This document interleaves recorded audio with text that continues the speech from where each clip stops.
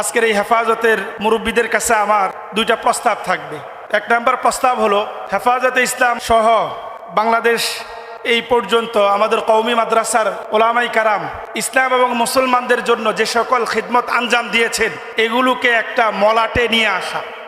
হেফাজতে ইসলাম বাংলাদেশের আজকের এই 2013-21-24 যেই আন্দোলন হয়েছিল, এই আন্দোলন ছিল একটা ইমানি আন্দোলন এবং এই আন্দোলনের মাধ্যমে শুধু এই সীমিত আমাদের মধ্যে চেতনা তৈরি হয়েছে বিষয়টা এমন নয়, বরং আমরা মনে করি সারা বাংলাদেশের যত তাওহীদপন্থী মুসলমান আছে প্রত্যেকের ঈমানকে এই হেফাজতের আন্দোলন চাঙ্গা করেছে। কথা বলেন ঠিক কিনা?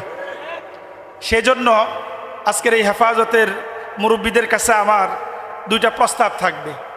এক নম্বর প্রস্তাব হলো, হেফাজতে ইসলাম সহ বাংলাদেশ এই পর্যন্ত আমাদের কওমি মাদ্রাসার ওলামাই কারাম ইসলাম এবং মুসলমানদের জন্য যে সকল খিদমত আঞ্জাম দিয়েছেন এগুলোকে একটা মলাটে নিয়ে আসা। এটা আমার এক নম্বর প্রস্তাব মুরব্বীদের কাছে।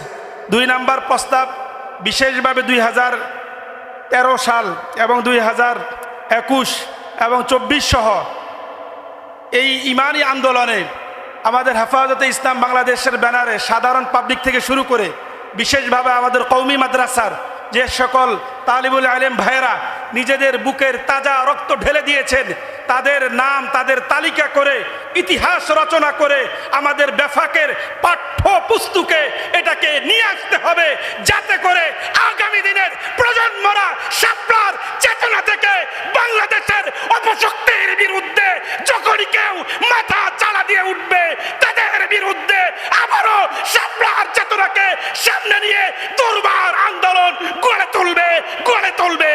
তুলবে।